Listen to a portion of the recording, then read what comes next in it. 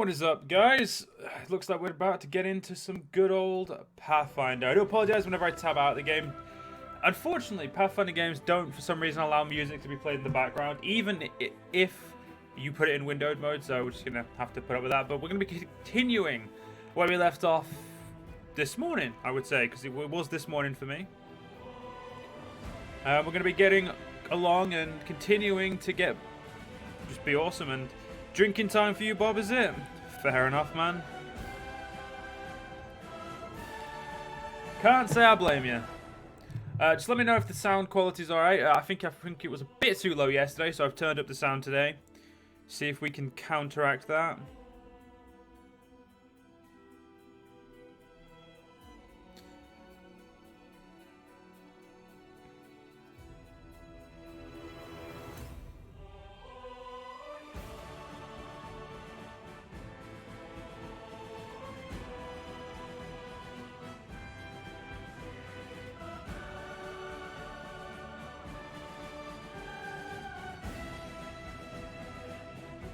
And cigar smoking time? Nothing like a bit of cigar smoking time. I say there's nothing wrong with that. So you know what? Let's get straight up into the big ass stream, 3 hour and 45-minute stream we already did. And let's see where I actually left us off, because I'll be honest, I remember what we did. I just don't remember what my inventory looked like or anything like that. I knew we were an Azamar Paladin named Samael. What's our inventory? Jesus Christ. Okay, we've got a lot of shite to sell. That much is plainly clear. I think any of it's really stuff we can wield. We've already got like a super cool sword called Radiance, which is really nice. Our other paladin's got Marching Terror, which is a really cool glaive. No one else really has anything just yet, but it's early, and to be fair, I do still have my personal cash to take stuff out of. But the reason I'm not taking stuff out of my personal cash is because I have so much crap in my inventory, I'd rather finish that first. Let's go talk to an Eva. Hey, wait, mind if I bend your ear about something? Anevia is outside your door, and leaning casually against herself. So, here's the first and most important thing. Beth gave you a crucial mission. I get that, and I know you'll get the job done. I saw you in action. But here's the rub. By sending you out on an errand, we're weakening our defenses here. If they come at us while you're gone, I don't know if we'll be able to fight them off. Everything seems clear so far. What else do you wish to discuss? So, the rift that damn beetle left with its scythe? Yeah, well, it's cut the city in two. And it's kind of difficult to get across. My scouts tell me that there's a halfway decent place to set up a crossing in Market Square. Not that any of them have tried to make sure. But if you've got a mind to get across, and I think you're going to have to eventually, you might want to give that square a once-over. Going to be a chill stream? It is going to be indeed going to be a chill stream, Bob. That's what I try for. Chillest of streams. Did you want me to stay here and guard the tavern? You? What? No. Your task is far too important. You can't just hold up here all cozy-like, waiting for the demons to knock on the door. We need to take the fight to them. But if those freaks try and move on this place, Beth will send a runner to get you. If that happens, you leg it back here, alright? Because if you don't, you'll be coming back to an ash pile. Got it? When do you think the demons will attack next? Your guess is as good as mine. It might not be here. They could attack the whole damn city.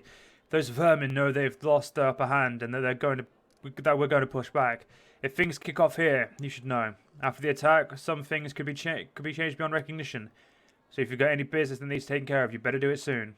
Thanks for the warning. See you later. Later. Watch yourself out there. Thank you for the hydrate, post check, and stretch there, Bob.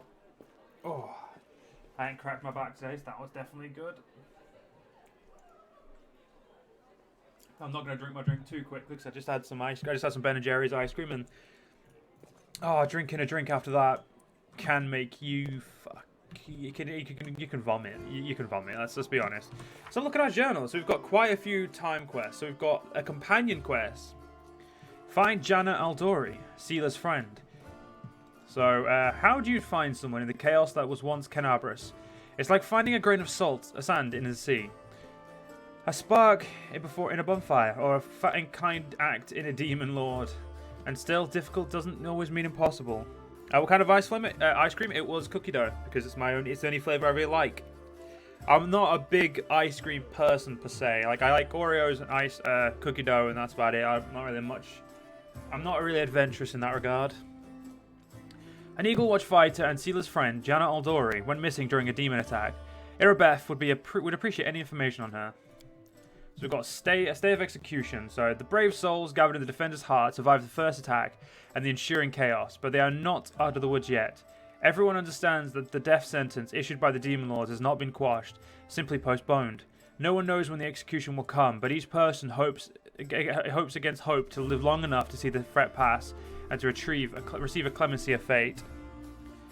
Who knows when the demons will deal a final blow to Defender's Heart? The next wave of attacks could have unexpected consequences, and not only for the Crusaders barricading the tavern, but for the city at large. It's got a common cause. In troubled times, some set aside old feuds, while others cling to them until their dying breath. As they prepare for their final attack on Grey Garrison, the Crusaders are gathering all the allies they can, even those whom the Crusades would have scorned before the city's destruction. How many people are still alive in the city who could hold a weapon or cast a spell? Potential allies may be found in the most unlikely of places. Got the Burning City, so this is the one about talking to Staunton and finding a secret entrance to the thing. So the city that's for years guarded the border between the Worldwound and the rest of Galarian is no more. Kenabres has been reduced to a flaming ruin where a desperate battle is raging. Everything hangs in the balance. Will the story of the Crusades end here and now? Will all mortal kind have one last chance for victory? So the Crusaders are seeking the advice of the strange elf who calls him the storyteller. If he's still alive somewhere in the ruins of Kenabres, he must be found at all costs. So we need to talk to Staunton about that. Or Staunton. And the secret passage into Grey Garrisons. The Grey Garrisons will fortify. The Crusaders made sure of that. Attacking from the front will come at a heavy cost. But if there was a weakness in the garrison's defense, now the knights will be praying that they find a flaw in their own fortifications. Funny how things turn out. Spies amidst our ranks. The people of Kenabres placed too much faith in the city's long-established peace, which made them careless to the point of negligence. The Tower of Estrad, known to all citizens as the museum where many Crusade relics are kept, has been taken over by a band of demon worshippers. There is no doubt that they were drawn to the location by the museum treasures, many of which possess intriguing magical properties. So Irabeth does not have the numbers to force the demons out of the Tower of Estrad. She prefers to confine her action to scouting and information gathering for now. So we need to go scout. We've got two places we need to scout. And we've got the Gwyrm family secrets. Power twists and wraps all who possess it. Once a person becomes accustomed to a special position in society, they develop a condescending attitude to others. This attitude remains even when society itself is crumbling around them. Horgus Gwyrm, a man blessed by noble birth and no small amount of superiority, has found himself in unusual circumstances. He persists in clinging to his riches and power, even as their value dwindles with every passing minute. So Horgus Gwyrm's first priority is finding a way to the surface. He's willing to pay generously for a guide and hire the finest bodyguards money could buy. Unfortunately, Horgus, the best bodyguards are not in the... Oh, so we just need to go we need to go talk to him. And then we've got Devoured by Darkness, which these two are done. So these two are done. Yeah, so we don't have to worry about them. So I'm actually going to take off completed quests for now, and we'll look at that later. I can't cast spells until level 3, I think. And look at me, I'm getting even more good. I need to kind of push myself more neutral, lawful again. Because yeah, we did good, and then 1 lawful. Because if we leave lawful good, we no longer get our paladin spells, which that's going to be a real problem for us. So we've got Horgus Gwyrm there. We've got Camellia, Staunton, Kenabres Crusaders, Eagle Watch, Crusader, and Neva has now moved from over here. Got Jarangur, I don't know who that is. So we're going to go pretty much talk to everyone here before we leave. It's always good to make sure you talk to everyone and, you know, don't have anything we've left a chance. But let's talk to Staunton first. The dwarf resembles an abandoned citadel, one whose high, crumbling walls are still holding fast, but whose empty, lightless window make it clear that all inside is dead. Oh, it's you. Good work back there in the Great Garrison. Name's Staunton Vane. If you've heard rumours about me. Its face, which looks like it's never known anything as carefree as a smile, grimaces. Just so you know, everything people say about me is true. What do people say about you?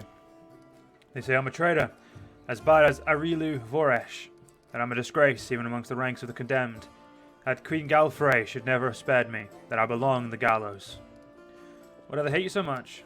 You really don't know. Staunton gives you a long, morose look, then sighs. I'm the reason why the Crusade forces are holed up in the fortress on the edge of the Worldwound, instead of bringing the fight to the demons. We used to have a foothold in the Wound, the mighty, unassailable city of Drenzen.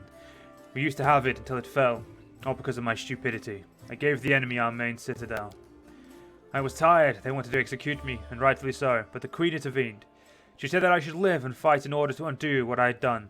So that's how I live, decade after decade, fighting in the condemned. The dwarf shrugs. As you can see, I have fixed nothing, and I have earned no one's forgiveness. Are you going to spit on my face too? It wouldn't surprise me. You keep living and fighting with no hope of anything better, because that's what the Queen ordered you to do. There is honor in that. You may be right, but you know, even stone and iron get worn down over time. I know what it means to live in a regimented life, but I cannot rely on my discipline alone forever. I pray to Torag, though he does not listen. That my body breaks before my consciousness does.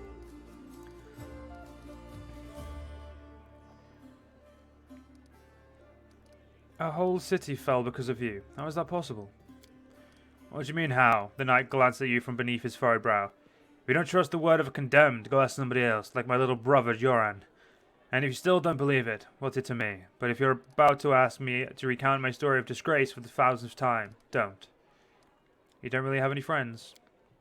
I couldn't have survived this long if I was completely alone. Joran, my little brother, he keeps me going. He's never abandoned me. Everyone else shies away from me like they might catch what I've got.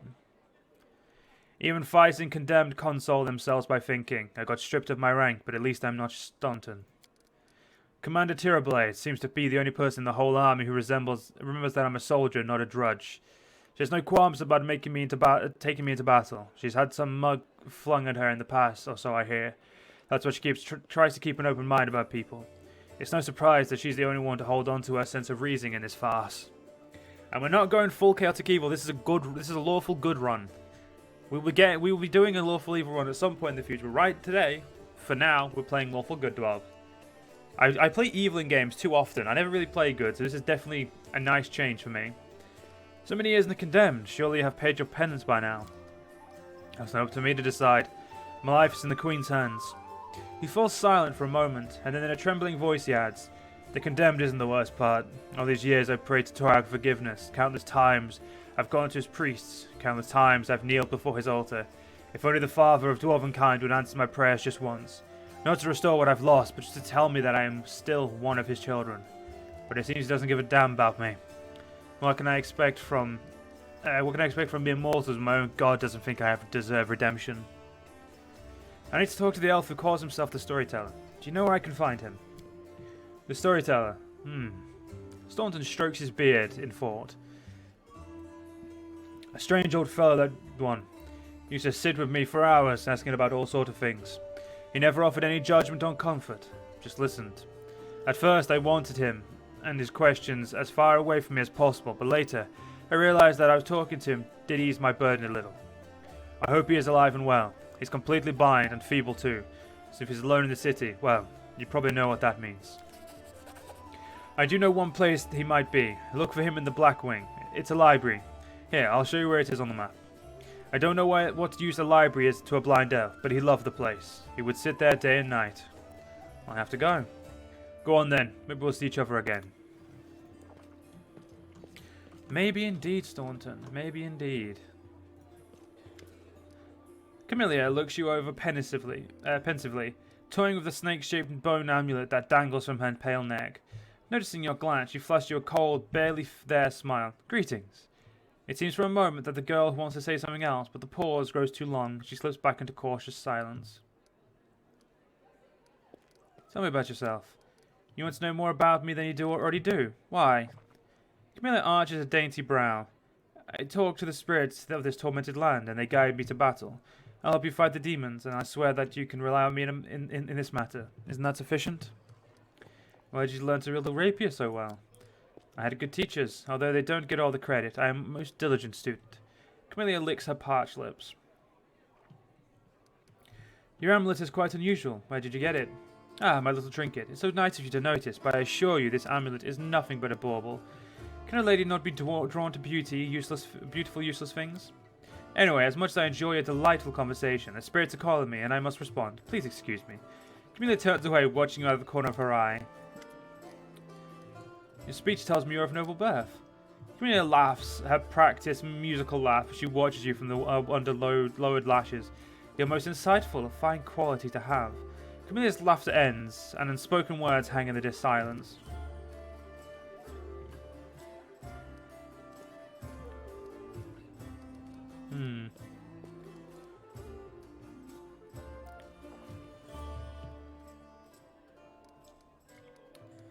There's nothing wrong with being a noble. People are not born equal. I wouldn't have pegged you as a philosopher. Well, I'm a paladin. I have to be. I have to go. We'll talk later. I won't keep you. The dawning smile on Camelia's face freezes, then quickly dies away.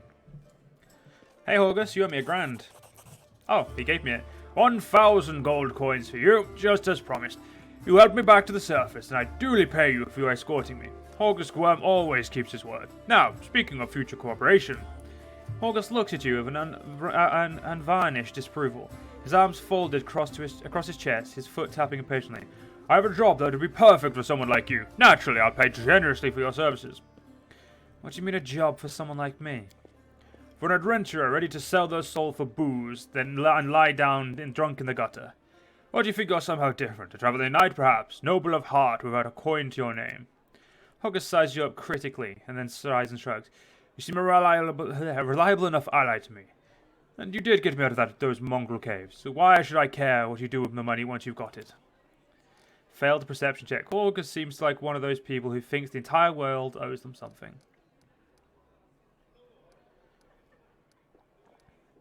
Noble birth doesn't give you the right to behave badly.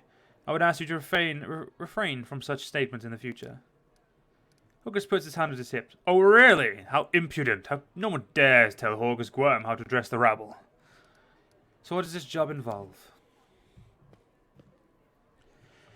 You shall be my bodyguard, you see. I have good reason to return to my mansion here in the Kenabres. I still have.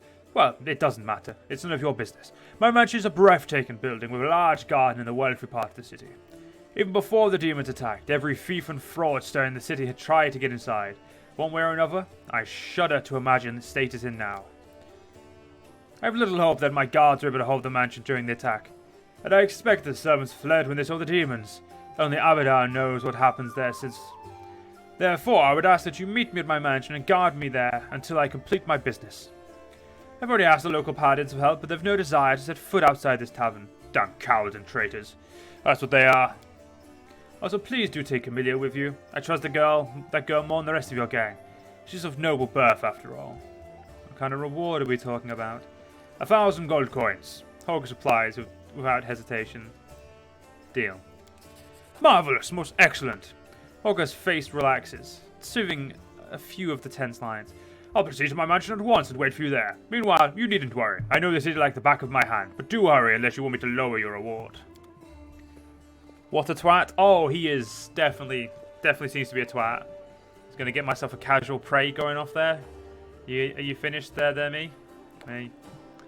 There we go. Cool. A strange figure towers over the bar, a huge, ungrainly man with skin so milky white that his blue veins are visible even from a distance. His bald head is equal parts lumpy and pitted, and blood-filled eyes staring passively out at you from beneath his pale brow. The glass in the albino's large, clumsy hand looks dangerously delicate, as if one twitch of those calloused fingers would be enough to crush it. A gold medallion engraved with a tankard gleams around his neck. What'll it be? Show me what you have. Ah, you're a potion seller. Ooh. Bag of holding. We need one of those ASAP. Because, like, that will give me an extra 100 pounds of crap I can carry. So we don't need you. Whoa, we need that. That's a cold iron greatsword. Cold iron masterwork dueling sword.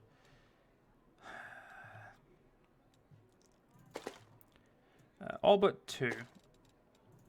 All the daggers. All the darts. Dueling sword. Dwarven axe. Long spear. Yeah, none of us use those. Keep that. Masterwork glaives, we've already got a much better glaive, so it's okay. Masterwork greatsword we'll get rid of. Masterwork heavy flail.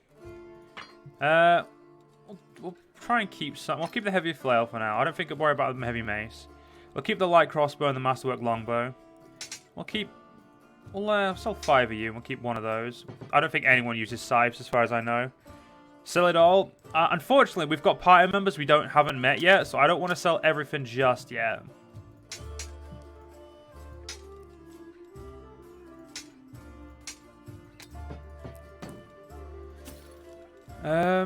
Okay. Now we need to sell the crap that I know we can't use.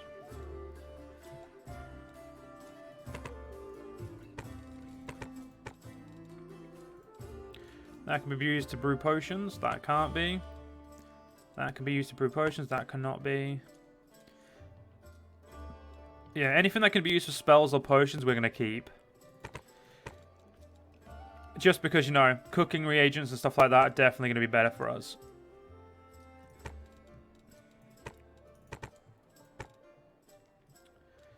I'm going to put those away in our drawer. Oh, no, I can craft a potion.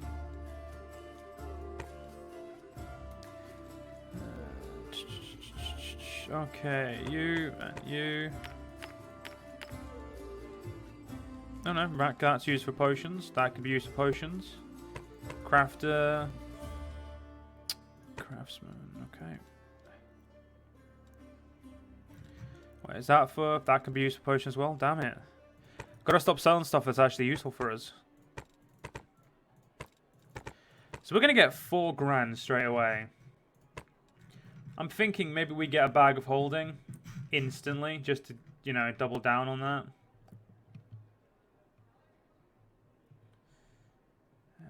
Okay.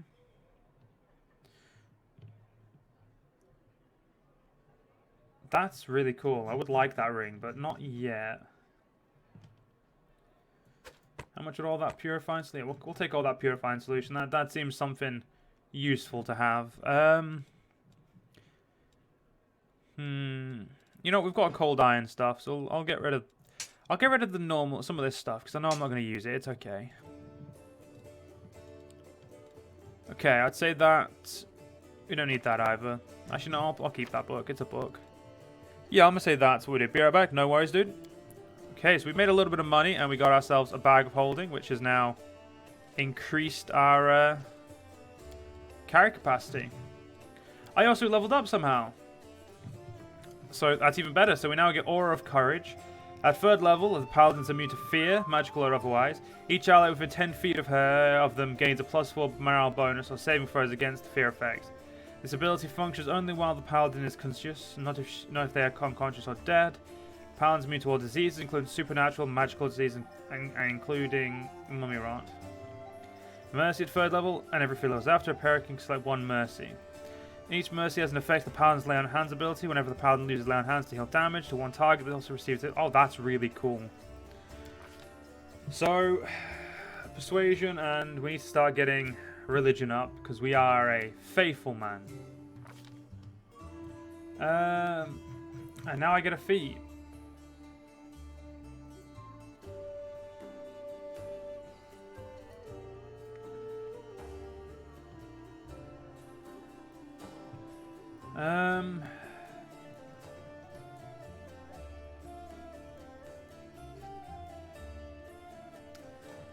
In extra lay on hand, that could be useful. It can even stack if we decide to get that later. Improved initiative would be really good.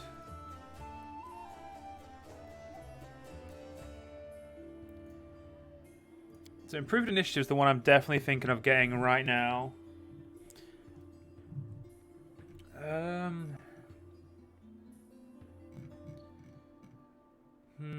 We're not stealthy. Shield wall would require we have companions who could do that with us. A shield focus would be useful, but I don't know if I want it just yet. How often do I get feats? Every 2 levels, so it's... I think improved initiative would be good so we can get ourselves a burst of damage off and make sure we can position ourselves as well. As we are meant to be the tank. I like the idea of improved initiative to make sure we're in the right place.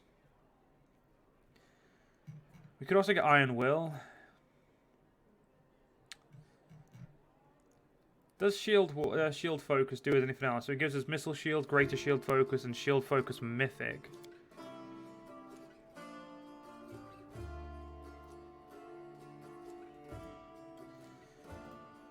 You know what? No, we'll go for shield focus. I'm gonna start being tanky straight away. That's what we're gonna do. Right, I'm doubling down on that. Oh wow. Mercy fatigue, definitely. That's amazing. There we go. Oh, I must admit, a lot of reading to this. I'm going to take another sip of my drink to get my vocal pipes up.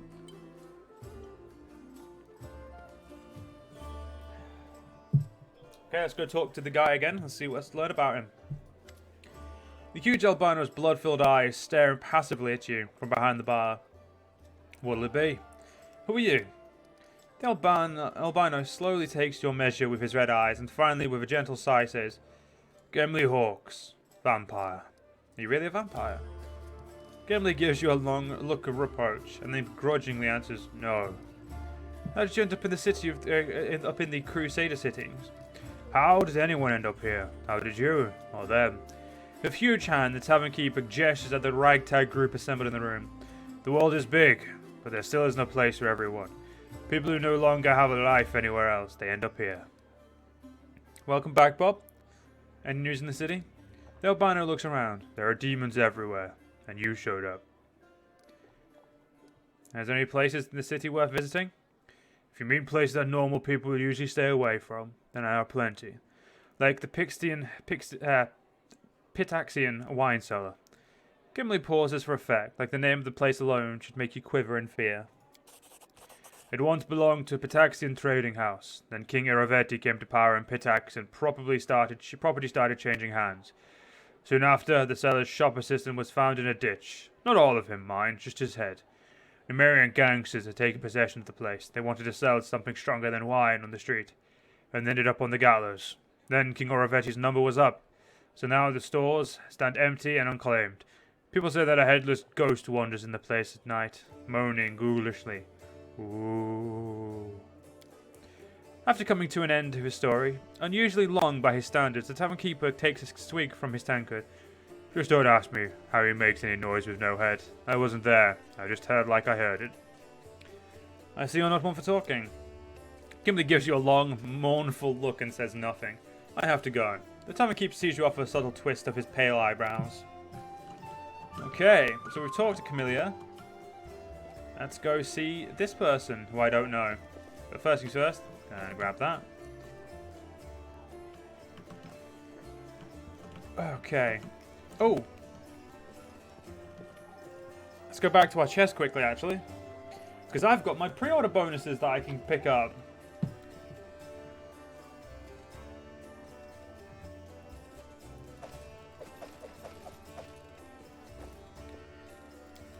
So the cowboy hat, +5 to max hit points. Yeah. It doesn't really suit us, so I'm just going to have to take off headgear, because I'm definitely keeping that on. We've got the Dashing Cavalier gloves. These gloves grant the wearer +1 morale bonus on attack rolls. In addition, they also grant +2 on attack rolls when mounted. I have no need for this. So I can wear that. The boots grant... Gonna take the boots as well. I'm gonna just take everything. I am a kleptomaniac. Wait, these are mine. These are my stuff. Shut up. I'll take that. Righteous Exorcist braces. I'll keep my braces and head chomper. Oh, look at you, good boy. There we go. So I just put all of the stuff I got from the game on myself. That happens way too often. I will definitely be sharing them out later if that if it's more useful, but for now, keeping ourselves alive is the most important. A young man in a well-worn travelling clothes and a simple wooden symbol of Eristil on his chest is efficiently cutting a linen robe into strips to use as bandages. Despite his visible exhaustion, he works with zeal, singing some tune about red braids and ripe sheaves of wheat under his breath. He raises his warm, chestnut-coloured eyes to you. Are you one of the Crusaders? Thank you for defending those of us whose talents lie off the battlefield. I'm Genor, servant of Aristil. Pleased to meet you. What are you doing? I only took my holy orders recently, so my god has only bestowed a little of his power upon me as yet. I'm sorry to say that the number of wounded fighters in this tavern is far beyond my power to heal. There's a reason that people say, have faith in the gods, but look to yourself first.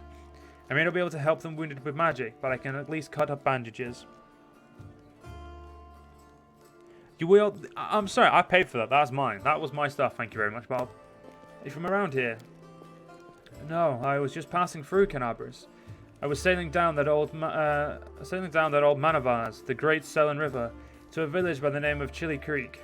I happened to land in the city on the eve of the festival, and I'm ashamed to say I decided to stay for a day to enjoy myself, but I did end up staying in the city longer than I'd bargained for. Chili Creek, where is that? It's a small fishing village. It's not even marked on some maps, but people do live there. What they don't have is a priest.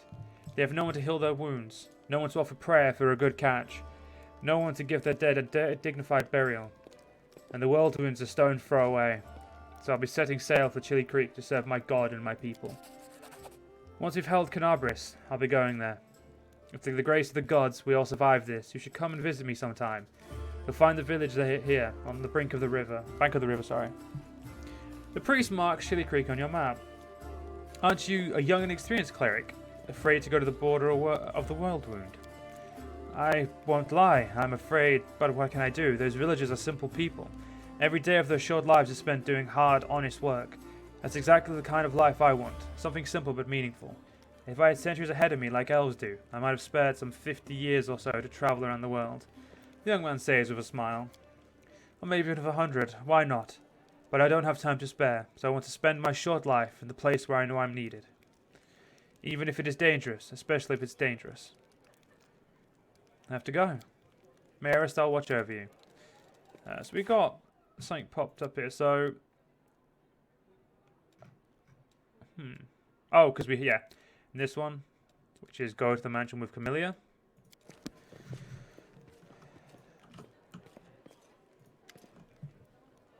Oh, a tall, fragile-looking elf sits in front of you, eyes closed.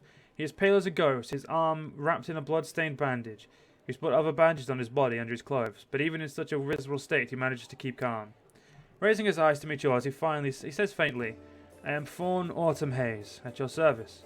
His pale lips are reddened by blood, but you see no sign of pain or fear in his grey eyes. Do you need help? After giving you a cold, intense look, he shakes his head. Do not trouble yourself on my behalf. A local healer tended to me. Besides, I come from resilient, hardy people. My body will endure both the wounds and the poison delivered through them. Who are you? Actually, no, I'm Samael. You can trust me. I might be able to help you. After a brief pause, Fawn says, it would be impolite to refuse such a direct and friendly offer. Who is your quarry here in Mendev? I was hunting a fugitive, a Deskarite by the name of Kalesa. It pains me to admit that there are heinous malefactors, such as her, among my noble kind. I managed to catch up to her in Kenabres, and I wounded her. Then demons appeared, and the city was engulfed in flames. I was injured in the battle that ensued, and couldn't free her soul from its service to the Dark Masters. He expresses no anger or hatred as he speaks, only compassionate sorrow. I'm sorry for your misfortune. I hope things will turn out differently next time.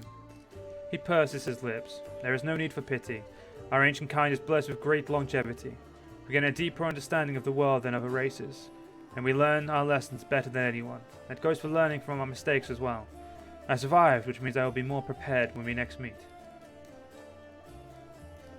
I'd like to know more about you. I won't hold anything back, not who I am, why I made my way here, or who it is I'm pursuing. Tell me more about yourself. Other peoples tend to believe that identity is the sum of a person's actions and the events that happen to them. For them, I am one of a long line of warriors of Kyonin, who, since but his youth, has dedicated himself to hunting evil and injustice. For them, I am a successful and capable huntsman who have tracked down and slain many a great war monster. But I am an elf, and for me, my identity has a different meaning. It is shaped by the place where I was born, and that I loved so deeply. I am shaped by what I find beautiful and what makes my heart quicken, by the fears that come to me in the dead of night, by the things I find so intolerable at the sight of them. My very core darkens and fills with poison. Thus to tell you who I am, I would require many days and much candour, which is more than you and I have at our disposal. Welcome home, Jamie. Also, why is Twitch recommending chicks licking mics? Apparently that's just what you're into, Jamie. Why did you choose to be a hunter of evil? Because I am the son of a noble and proud nation. We are sometimes criticized for our arrogance, but no one dares doubt our honor. When a crime is committed, we cannot turn a blind eye. If we were to abandon our obligation to oppose evil, as if we were to surrender this obligation to other races, we would also relinquish our premiance. I have no more questions. I wish to aid you in your hunt. From his covers, Fawn covers his eyes wearily. I thank you, but this is my mission, and I'm used to facing all manner of terrors on my own. I do appreciate your willingness to help. If you happen to meet Camellia, take caution. She has turned many innocent souls to the path of evil, and darkness has rewarded her with many gifts. Her appearance alone will tell you that. It is warped. The agate skin, the malicious stare of her blood-red eyes, the bestial teeth. She's more monster than elf at this point. Me and the fucking bathtub streams. You don't really watch Twitch? Well, apparently you watch Twitch enough, Jamie. What does this Camellia look like again? Failed my knowledge check. Her skin is dark, her hair preternaturally white. Her red eyes can be seen perfectly in the dark, which, to my dismay, I've come to know from my experience, but bright light causes her pain. Eyes an alchemical powder that explodes in a dazzling flash, and she cried out as if I'd stabbed her. It's clear this woman is a faithful servant of darkness. That marks Camellia's masters have left on her appearance say as much. I have to go. Good fortune to you.